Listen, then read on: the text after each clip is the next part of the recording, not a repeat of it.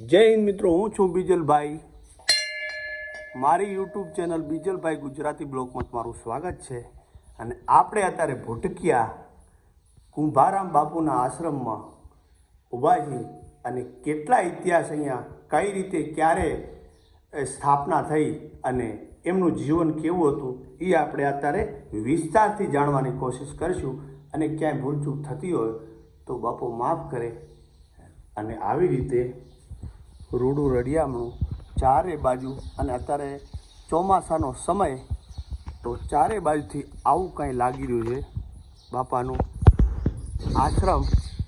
અને આ બાજુ ગામ, આ બાજુ સરોવર, અને ચારે બાજુ કાંઈ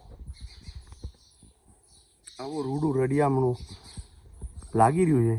અને ધર્મની ધજા ફરકી રહી છે અને સદા સર્વદા ફરકતી રહે એવી આશા રાખીએ, ભગવાન પાસે પ્રાર્થના કરીએ.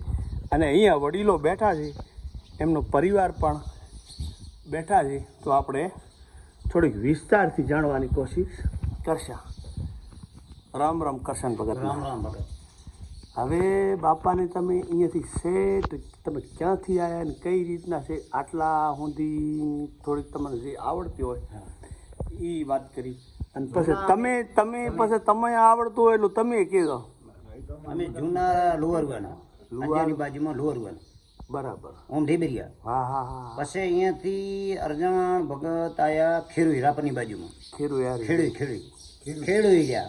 ખેડુઈ તે ખેડુઈથી પછી ખેડું આ નામ ખીરું છે. ખીરુઈ આ ખેડુઈ ખેડુઈ તો રાપરની બાજુમાં. હા, આ રાપરની બાજુ વિથરુની બાજુમાં ખેડુઈ આયા. ખેડુઈ રહ્યા ને અહીંયા ઘણો ટાઈમ રહ્યા. માલ હતો, માલ 4 ટન, ઘણો ટાઈમ રહ્યા. અહીંયા પાબુ દાદાનું વાસ્તાનું કર્યું. પાબુ દાદા આજે અહીંયા બેઠા છે ખેડુઈ, માંડલીવાળા તરીકે પાબુ દાદા ઓળખાય. પછી અહીંયાથી અર્જન ડોકરાના 4 દીકરા, એક બેલાજો, એક મોણાજો, એક સલારી, અને અખાઈ ડોકરો ભૂટકી આવ્યા. હા, અહીંયા આવીને અખાઈ ડોકરો આ ભાંગરાના જમાઈ બાપુ કુંભારામ એના ભાણે. પછી બાપુ કુંભારામ ની 4 ભાઈ હતા. બરાબર. મોટા 20 વર્ષના ઈચ્છા ને 4 ભાઈનું નામ? 4 ભાઈ વનો, કારો, રવો, કુંભારામ બાપુ. મોટા કુંભારામ બાપુ. રામ રામ. પછી 20 વર્ષના ઈચ્છા ને અખાઈ બાપુ દેવ થઈ ગયા. કરભાર એમને ઉપર પડ્યો. બરાબર. મોટા હતા એટલે બધું સંભાળવા માંડ્યા. તે મોટા સંભાળવા માંડ્યા. પછી એમને ભક્તાઈ તો પહેલથી હતી, નાનપણથી બહુ. પછી પ્રેમદાસ બાપુ ગુજરિયા એમને ગરુ બનાવ્યા. ધોરીસરનું ધામ ભૂટકિયા રહ્યું, એમના જાગીર મોટી જાગતી મૂર્તિ હતી. હતા પ્રહવાના પ્રેમદાસ બાપુ, પણ જાગતી જોત હતી. પછી આ ધોરીસર ખીરમ ગાયું હતી, જેલ હતી, કંડપાંડનો ભર્યો હતો. અહીંયા તારણા થતા, જાગીર મોટી, જમીન જાગીર એટલી. બાપુ એમને ગરુ ધારણ કર્યા, ગરુ બનાવ્યા. જે જીવ જે ગચનો હોય એ તો હું જઈને ઊભો જ રહે. હા બસ. તે અહીંયા ગયા ભાઈ રેચ્યું ને અહીંયા અમે આવ્યા ને આ બાપુ કુંભારામ ભૂટકિયા વહ્યા, બનાવ્યું. આને ગોંગો ભગત ને બીજું જગસીભાઈ હગા મામા. બરાબર. આ મામાને આશરે આયા. બરાબર. અને પોતાનો પ્રતિબંધ હતો એટલે એની કૃપાથી આ બધું થાય છે સાહેબ. ભક્તિ ફળી ફૂલી. હા, ભક્તિ ફળી ફૂલી એટલે પ્રાંતિ ભરોસા હતા. ભક્તિ ફળી ફૂલી એટલે ભગવાનથી ભરોસા, નહીં કોઈ બીજું. ભજન સવે કોઈ વાત નહીં. ઘેટા બકરા ચારતા. બરાબર. ઘેટા બકરા ચારતા, પણ એ ઘેટા બકરાનો પાલન, જીવનો પાલન કરવા માટે. માત્ર ને માત્ર જીવ તો એને ઘર તો હલાવવું, ઘર હલાવવું.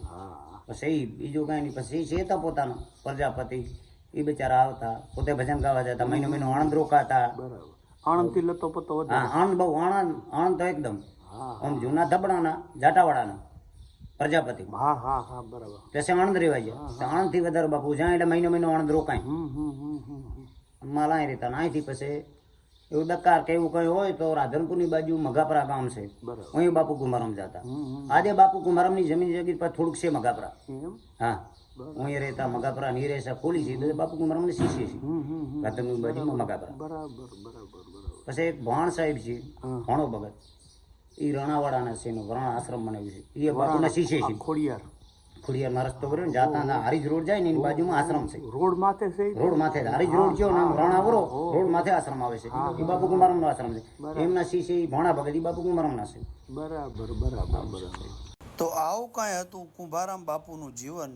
જેમ આપણે 6 વાગે મળીએ છીએ એવી રીતે મળતા રહીશું. ત્યાં સુધી જય હિન્દ, જય ગોગા, જય વડવાળા.